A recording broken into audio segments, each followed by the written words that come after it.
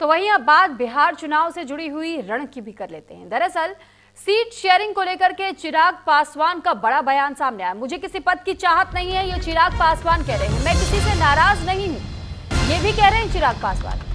अब उनकी नाराजगी हालांकि इन बयानों के बीच भी जरूर झलक रही है, लेकिन कहीं ना कहीं इस पर वो पर्दा डालने का पूरा प्रयास कर रहे हैं। उनकी ओर से कहा यह गया है कि सीट शेयरिंग को लेकर के बातचीत चल रही है।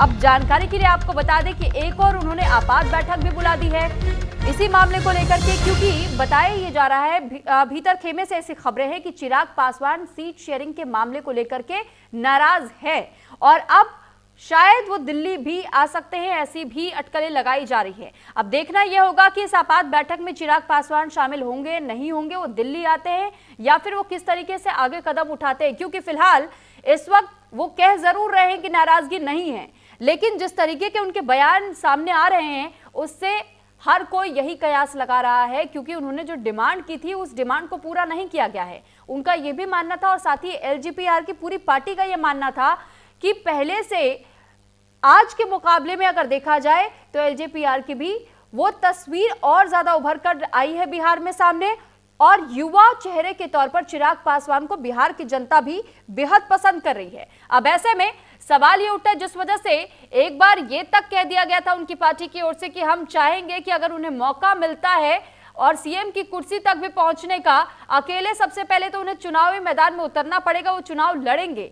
तो अब आप इससे समझिए स्थिति कि अगर इस तरीके की बयानबाजियां पहले से की जाती रही है, सीट शेयरिंग को लेकर भी उन्होंने पहले ही अपनी बात सामने रखी थी और ये कहा था कि हमें उम्मीद है कि इस बार एनडीए में हमें भी वो पहचान मिल पाएगी, उतनी सीटें मिल पाएंगी जिससे कि हम जनता को भरोसा कायम रख सके और ये भरोसा दिला सके कि जो भरोसा उनका हमारे ऊपर है, हमारी पार्टी पर है, उस भरोसे के आगे भी कायम रखा जाएगा और तमाम वोट भी इनकी पार्टी को मिलेंगे, उन उम्मीदवारों को मिलेंगे। हालांकि अब देखना यह है कि क्या वाकई इस नाराजगी के बाद से किसी तरीके का कोई बदलाव होता है, क्योंकि बीजेपी और जेडीयू को लेकर के तो कहा जा रहा है कि मुश्किल से 3 से 4 सीटों का अंतर हो सकता है दोनों पार्टियों के बीच में, लेकिन बाकी की जो पार्टियां हैं उन पार्टियों को, क्योंकि आपको याद होगा जीतन राम मांझी की ओर से भी अपनी पार्टी के लिए मांग रखी गई थी कि अगर मेरी मांग अनुसार सीटें नहीं मिलती है तो उनकी भी नाराजगी देखी जा सकती है। उन्होंने ये भी कह दिया था कि उसके बाद चुनाव कैसे लड़ा जाएगा ये आगे विचार करेंगे। अब चिराग पासवान जिस तरीके के स्टेटमेंट्स दे रहे हैं, उनका ये कहना है कि सीट शेयरिंग को लेकर अभी बातचीत चल रही है, नाराजगी नहीं है। अगर नाराजगी नहीं है तो फिर आगे बात बढ़ाने का आखिर मुद्दा ही क्यों उठता है, एक ये भी सवाल बन जाता है। और इसी वजह से चिराग पासवान की नाराजगी को लेकर के अब सियासी गलियारों में भी ये गूंज जरूर सुनाई दे रही है कि नाराज तो वो हैं, और अब ये नाराजगी दूर कैसे होती है, एनडीए की ओर से क्या उनकी नाराजगी पर फोकस किया जाता है और क्या ये नाराजगी दूर होती है या नहीं, ये देखने वाली बात होगी। साथ ही साथ जो चिराग पासवान उम्मीद लगाए बैठे थे, इसके बाद उनका स्टैंड क्या होगा, उनकी बात अगर नहीं मानी गई तो इसके बाद चिराग पासवान का फैसला क्या रहता है, क्या जितनी सीटें ऑफर की जाएंगी उतने पर ही वो चुनाव लड़ेंगे एनडीए के साथ मिलकर के, या फिर किसी और तरीके की कोई बयानबाजी हमें सुनने को मिलेगी। तो ऐसे कई एंगल्स हैं जिनको लेकर के अब सब कुछ चिराग पासवान उनकी पार्टी पर निर्भर करता है, सीट बंटवारे को लेकर के निर्भर करता है। नील कमल इस पर अधिक जानकारी के साथ जुड़ चुके हैं।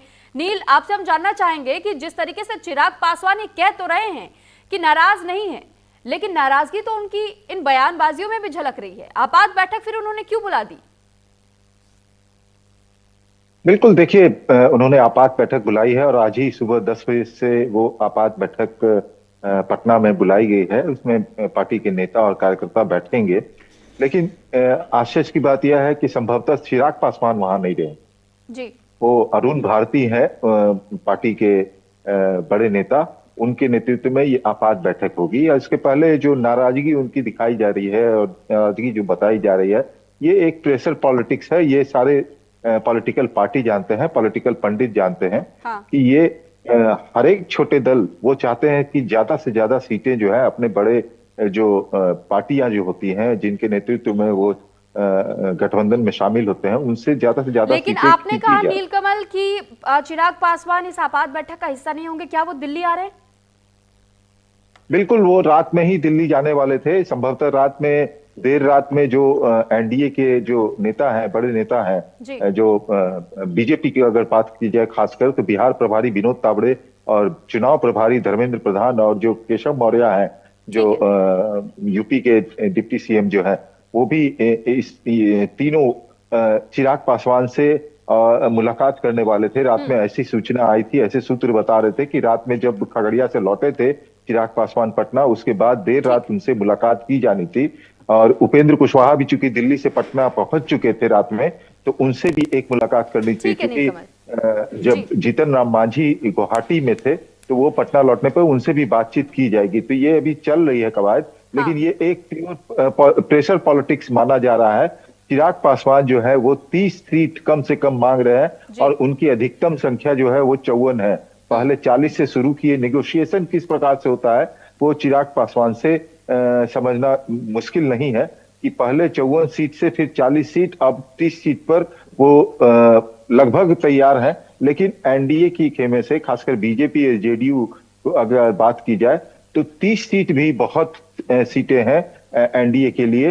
वो 20 सीट जो उनके दी जा रही थी, अब ये प्रेशर पॉलिटिक्स जो उन्होंने खेला है उस हिसाब से लगता है कि 1-2 सीट और उन्हें दे दी जाए, 22 या 23। लेकिन सबसे बड़ा पेच यहाँ पर ये फंस रहा था कि चिराग पासवान जो सीट शेयरिंग का जो मामला था, सीटें कितने मिलेंगी उस पर बहुत ज्यादा मैटर नहीं कर रहा था, लेकिन सीट शेयरिंग यानी किस स्थान से कौन सी पार्टी चुनाव लड़ेगी, मामला वहां आपके फंसा पास हुआ हम था। लौटेंगे, आप बने रहिएगा। इस बीच बिहार विधानसभा चुनाव से जुड़ी ही एक और खबर पहले अपने दर्शकों को बता दें कि बिहार विधानसभा चुनाव की अब सरगर्मी और बढ़ती हुई दिखाई दे रही है।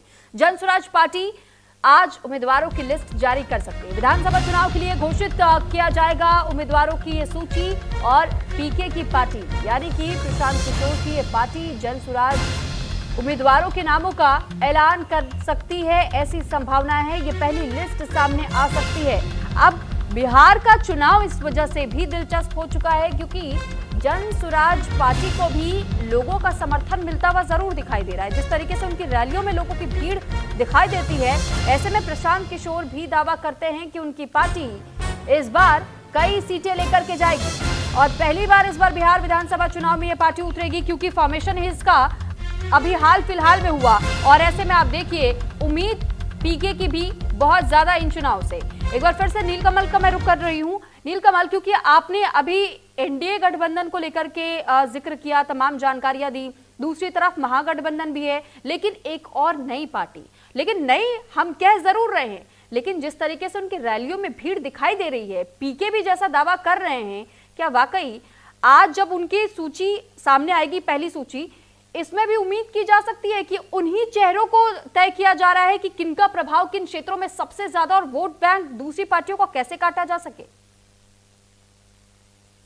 बिल्कुल, देखिए जनसुराज पार्टी जो है प्रशांत किशोर के, उसके बने हुए 1 साल हुए हैं। 2 अक्टूबर 2024 को इस पार्टी का फॉर्मेशन हुआ था पटना में। हालांकि इसके पहले से जो प्रशांत किशोर है वो बिहार यात्रा पर निकले हुए थे और 2 अक्टूबर 2024 को जनसुराज इस पार्टी का नाम दिया गया था प्रशांत किशोर की पार्टी का।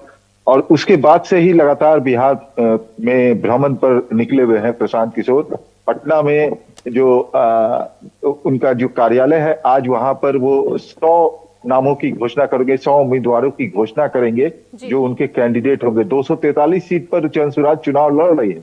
उनका दावा है कि वो उनकी सरकार बनने जा रही है और सरकार अगर नहीं बनेगी, अगर नहीं सीटें आती हैं तो वो राजनीति करना छोड़ देंगे। अगर वो और साथ ही साथ उन्होंने यह भी दावा किया था कि इस बार जेडीयू यानी नीतीश कुमार की पार्टी को 25 से अधिक सीटें आ गई तो वो राजनीति करना छोड़ देंगे, अपनी पार्टी को छोड़ देंगे। तो ये सब ऐसे दावे कर रहे थे और उनके साथ साथ उनका कैलकुलेशन जो था, जो कैलकुलेशन है, चूंकि वो जिस प्रकार के इवेंट मैनेजर रहे हैं तो उस तरह से वो कैलकुलेट कर रहे थे कि उनकी पार्टी जो है वो अपना जो है 10 से 12% वोट ला रही है।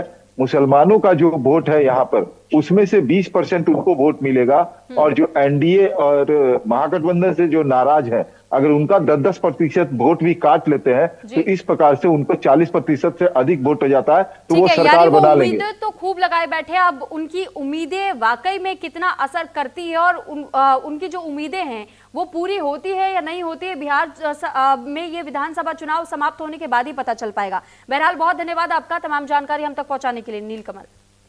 तो फिलहाल देखिए बिहार चुनाव का रण तो सज चुका है, तैयार हो चुका है, शंखनाद भी हो गया है, बिगुल बज चुका है। लेकिन अब देखने वाली बात यह होगी कि जब सूची सामने आनी शुरू होगी उम्मीदवारों की, तो फिर ये लड़ाई और कितना दिलचस्प मोड़ लेती है। फिलहाल यहां रुक रहे एक छोटे से ब्रेक के लिए। ब्रेक के बाद जल्द हाजिर होंगे।